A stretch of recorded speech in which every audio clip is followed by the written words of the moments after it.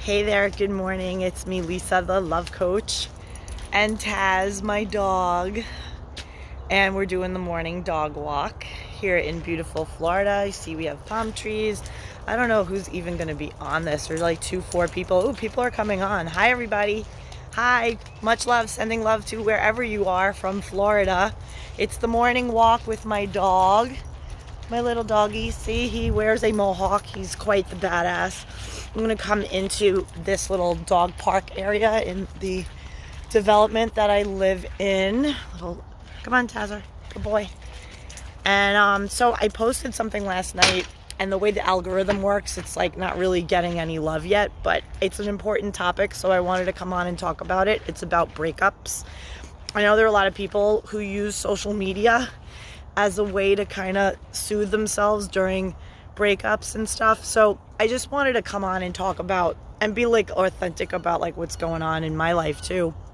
Because just because I'm like a life coach and I specialize in dating and relationships specifically with trauma, it's really because it's the thing that I'm healing in myself the most. So we coaches typically pick the thing that we are healing within ourselves. So we get a bunch of wisdom as we go through our own healing journey, and then we share this wisdom with other people, and then it ends up helping people. Like it's amazing how it happened. It helped. The same. Come here a second, Tazer. Sorry.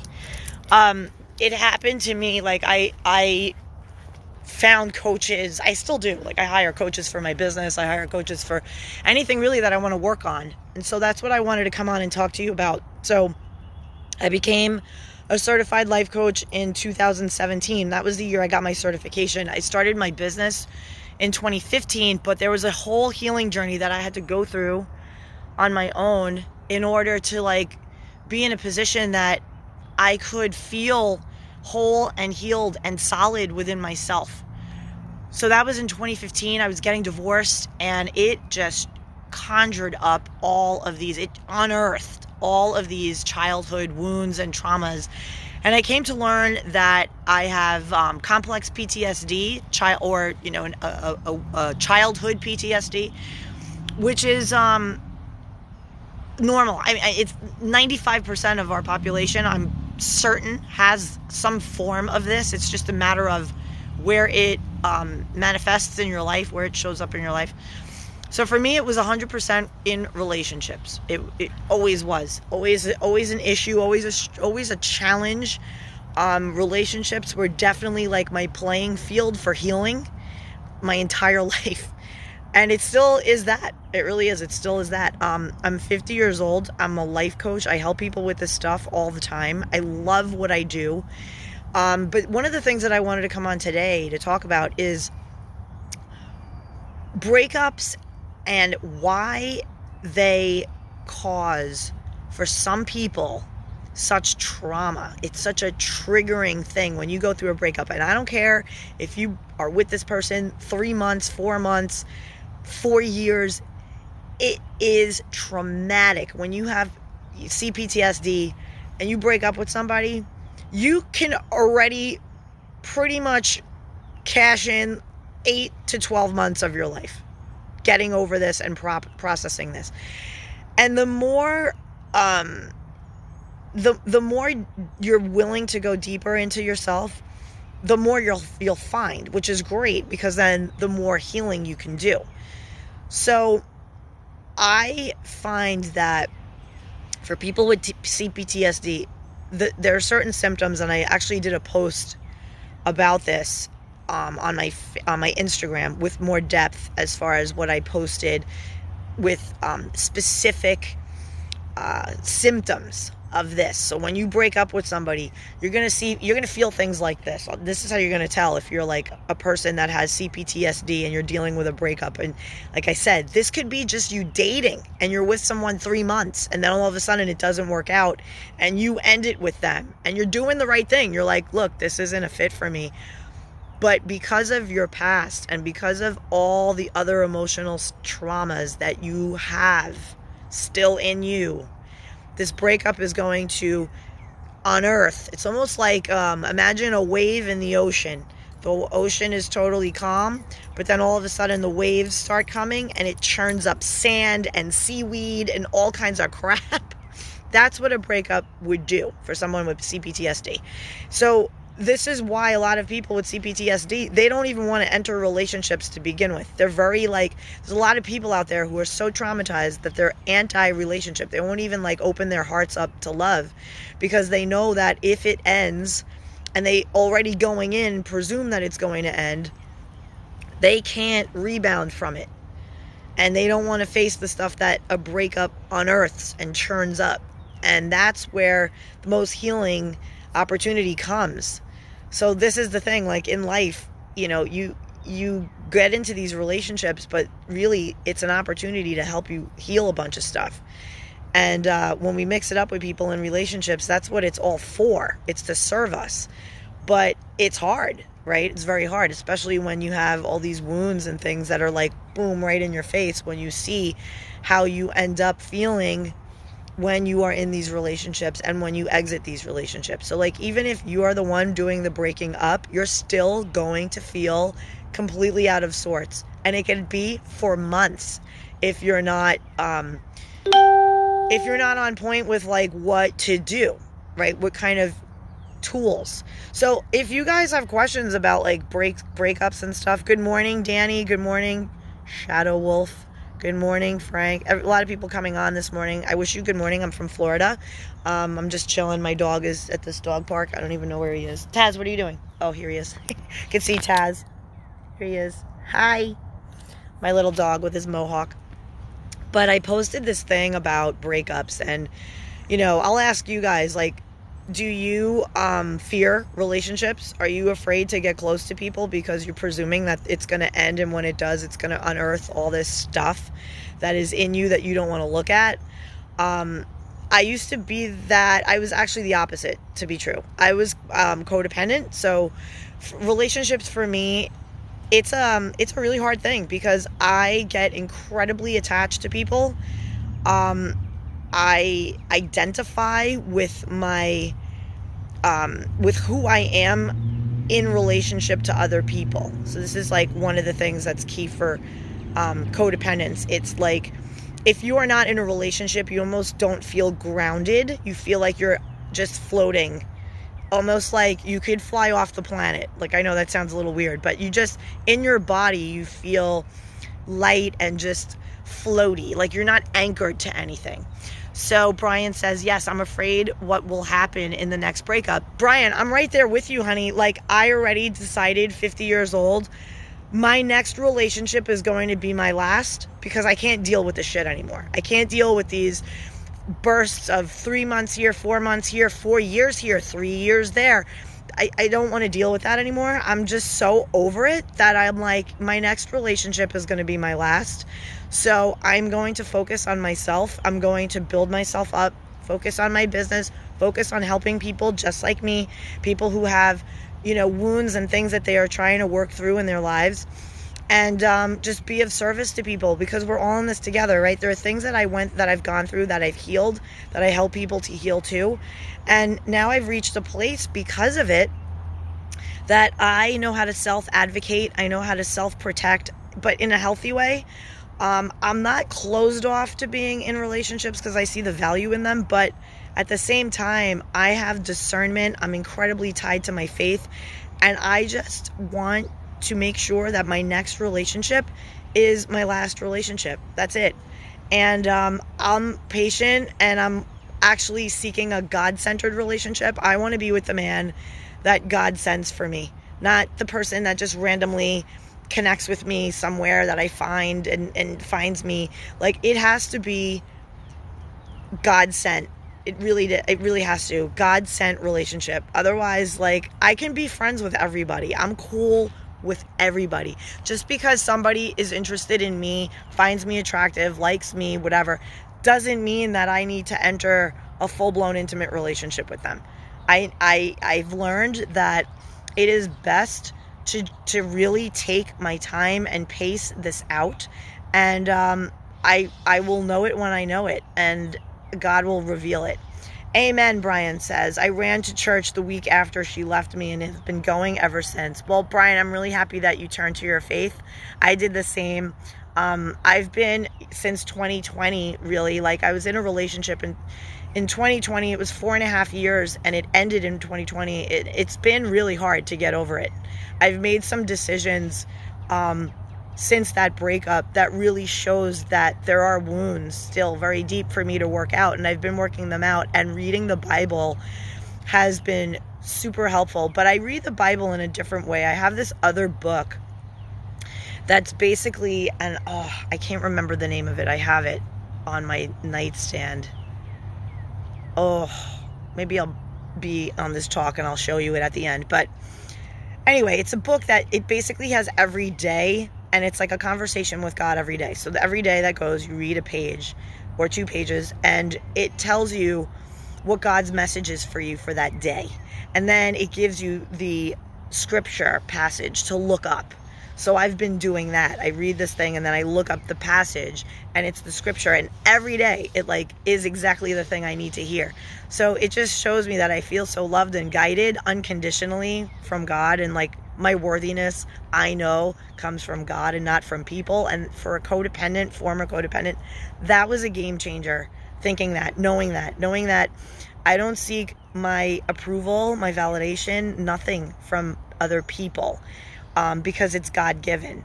And when that was clear to me, and I started to feel it like in my body, like in my chest, in my stomach, like I just stepped into this like unfuckwithable place where no one can mess with me. Like, you have an opinion about me, okay, like all good. I don't come to you for your worthiness, so it doesn't matter what you think. You're entitled to have your opinion about me. It's all good. You know, people want to throw shade at me for petty stuff, what I look like, whatever. It's incredible. Like, social media really brings out the ugly in people, but it also brings out the beauty in people too. So, okay, so Gnarly Harley, I like your name. Gnarly Harley. I did the opposite. Married 26 years, together for 30, raised 4 kids in the church, homeschooled, etc. Divorced, left the church, still believe in God, but not in a church. That is such a great point, and I'm glad that you're bringing that up, Gnarly Harley. So I am a one-on-one. I call it a like an intimate relationship with God, that it's between God and I. I don't do church. I don't need my faith to be a communal thing. It's one-on-one. I'm constantly in communion with God. I'm always in my self-talk, in prayer. It's a constant prayer. So I like what you said about that. I'm curious to know what inspired you, Gnarly Harley, to leave the church. I find a church environment could be, for some people that I've coached, very judgmental, very a lot of narcissism, a lot of spiritual bypassing, a lot of weaponry, like using spirit as weapon, as an excuse to judge others. Like, I want nothing to do with that. I am not into that. If anything, because of CPTSD, I tend to withdraw. I tend to isolate, which isn't really good, although I've been able to manage it where I know when I need my alone time. And I find that when I don't honor that, and let's say people encourage me to come out, just come out, just stay out, or whatever, and I don't honor myself, it never bodes well. I'll end up getting snippy with somebody, having attitude with somebody. Like, the deregulation is like intense, right? It's for people with CPTSD. So it's just a matter of, really taking care of yourself. And if it spoke to you, if God said you need to leave the church because you want to have a more intimate one-on-one relationship with God, that's a great thing. You heeded the guidance of God from within. The church is not for everyone. And there are a lot of toxic people at church. For me personally, I feel like I'm highly empathic. I could pick up on energy. I'm an energy healer, master practitioner. So I can enter a room, read the vibe of a place, read the vibe of people. I have a lot of tools and things that I teach people of how to exist in the world when you can pick up on the energies of other people so deeply and quickly. it could really, I mean, that's why I had to leave New York. That's why after years and years living in New York City, like that energy, I couldn't deal with it anymore. Same with living in Miami. I was like, oh my God, I have to get out of this energy. Lead me, please, God. Where am I going next? So for me, it's like I feel it in my body. I feel a sense of I gotta get out of here, right? It's like a feeling of I gotta get out of here. Like I can't, and it's very fast for me. So, be right back. Got it. Very nice, very classy. Pay attention to your surroundings. Yes, absolutely. So this person here, I wonder if I could, yeah, we gotta find manage. We're gonna block you. I don't tolerate that bullshit at all. So yeah, so one of the things that you have to do, like what I just did, I just blocked somebody for being inappropriate. So you have to really like manage your people, your surroundings, be in charge of what you let in, and advocate for yourself. Don't be afraid to end some relationships that are not working for you.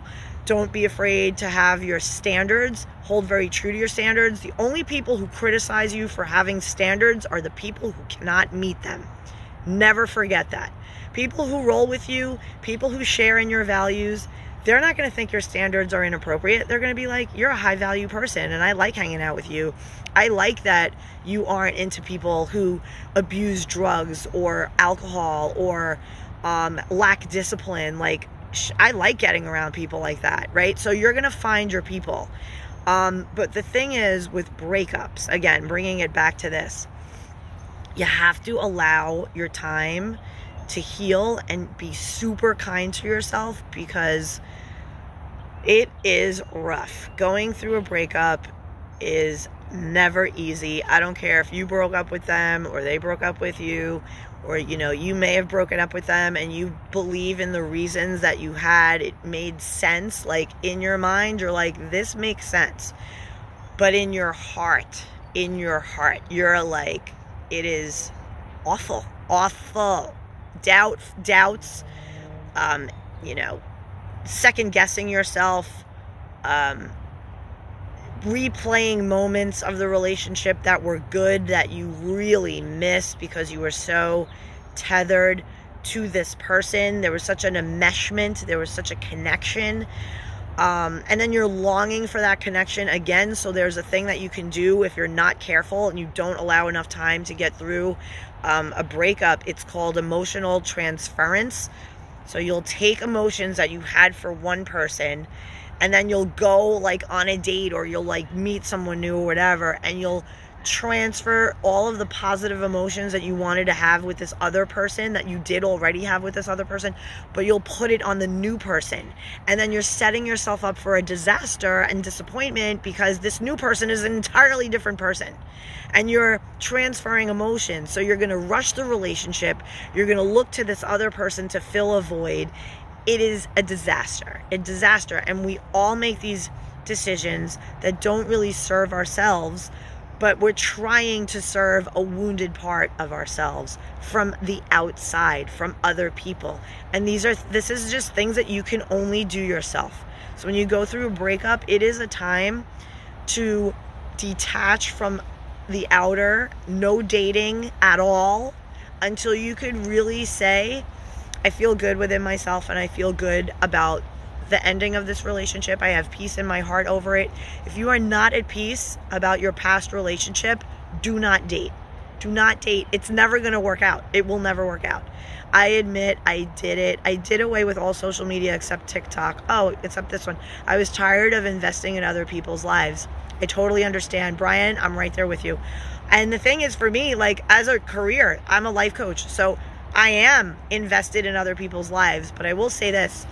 Being a life coach has taught me how to have boundaries, which is the best thing. It was like a blessing in disguise becoming a life coach, because I have to get my energetic countenance on a level where I can serve other people. And so I look at it this way, and I'll give you this analogy, Brian. I hope this helps you. It is okay to care about other people. Okay, so I had to learn this, right? It is okay to care about other people. However, I use the analogy as a pier off a lake.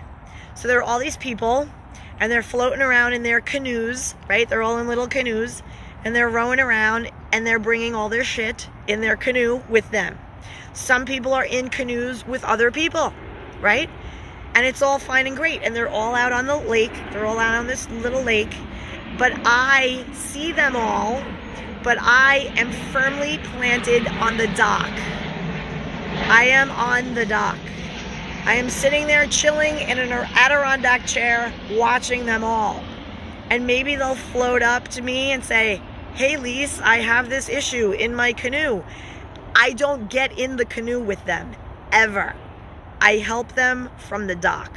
I tell them, here's how to navigate what you need to navigate. And I ask them questions to help them navigate themselves. But I never get off the dock, and I never get into the canoe of crap with them. I'm able to be outside of it, apart. And so for people who are highly empathic, people might feel that they are in charge of taking care of everyone in their families on an emotional level, that they have to be the ones giving advice, that they have to be the ones sometimes financially giving money. Whatever the deal is, it's this feeling that these people are tethered to you. That is like you getting in their canoe of crap with them. It's very important because they will guilt you, they will manipulate you, they will try to overstep boundaries. It's so important to have boundaries.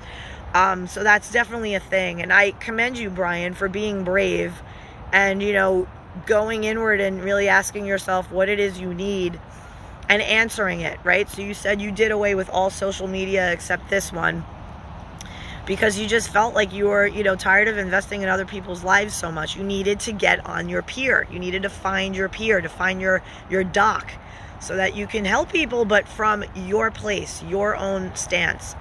6 months to a year to reflect and heal. I'm right there with you, Timberwolf. You got it, bro. Like 100%. And if you don't, you'll enter a relationship, but it won't come out right at all. You'll be like, you know what?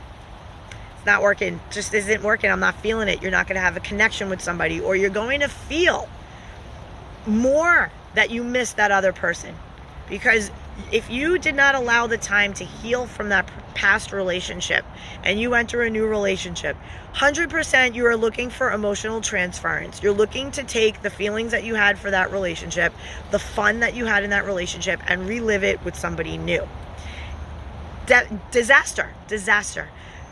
Luckily, when you nip it in the bud and you start to notice what it is that you're doing, and you're seeing that this person is not my person, this is not it, you can pull yourself out of that relationship and deal with it then. You could always pick it up. Don't beat yourself up, especially when you have CPTSD. You're going to have really high standards for yourself.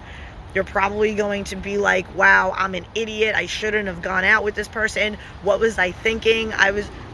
You have to be kind to yourself. Go and journal. Be with that side of yourself that is talking shit. Write out all of those thoughts. Be with those thoughts, and then turn it around and say, here's what I want to say to myself with love and kindness, and get into prayer and be like, God, why did you bring me this person if you wanted me to heal? And always the answer is, because I want you to lean on me, my child, and you are not. You're not looking for me, my child. You are looking outside into the world for people, and they are not the keepers and carriers of your validation, truth, and love. I am. So anytime you're feeling wobbly, it's always an excuse or a good reason to go back to faith, to go back into your faith inside. Don't have to be in a church. Doesn't have to be a religious kind of thing. It could be more of like a relationship with God.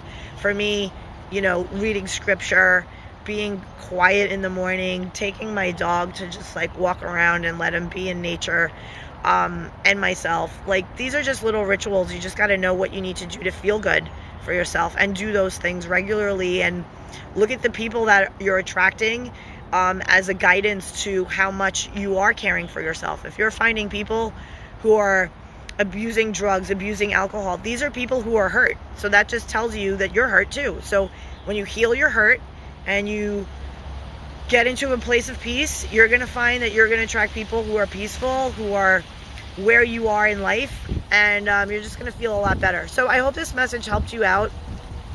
if you are going through a breakup, you are not alone. You don't have to be alone, but don't reach out to people who are takers, who are looking to sleep with you, who are looking to take money from you, who are looking to just soothe themselves with external. Go inward, hire a coach, find a therapist, find a support group. Just do you, find what you need. You know, maybe it's for some people it's fitness, for some people it's art. You know, they start writing music, writing poetry, they start to paint. Find your thing, right? Everybody has a thing that is a healthy way to soothe, a healthy outlet for them. So find your thing. And if I could be of help, of course, you can direct message me. You can find me on Instagram at Lisa the Love Coach, and you could direct message me. I have a ton of book recommendations, things that, you know, tools and things that I've done to help with this stuff and still do. I don't recommend anything that I haven't done or that I'm still doing myself. So I'm happy to have that conversation with people. I welcome the connection, and I thank you all for tuning in. Wow, it's early morning. Oh, one last comment. It's also a good idea to be in a relationship for 2 years before thinking about marriage. That's a great piece of advice. I really appreciate that advice, because I feel like a lot of people get into these relationships, they like right away moving in with each other. Like, I don't shack up. I just have a contract with myself, and I have very specific things in my personal life contract that I will and will not do, and shacking up is one. The day comes that I am in a relationship where I know it's my forever relationship, you know, the last relationship that I'll ever be in, I will absolutely require that there is a higher level of commitment before I move in with anybody.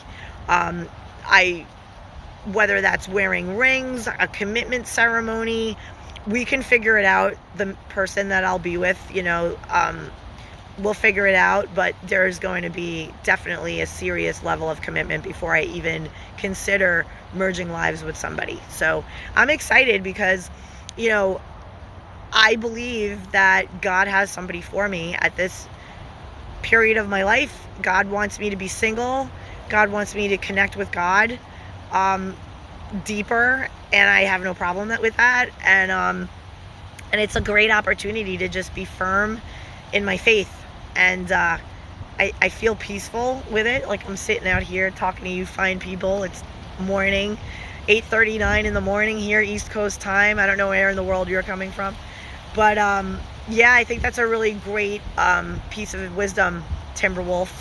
And I thank you for that. I thank you for that share. So anyway, you guys, thank you so much for coming on. And I'm hopeful to connect with you more. Thanks so much. Bye.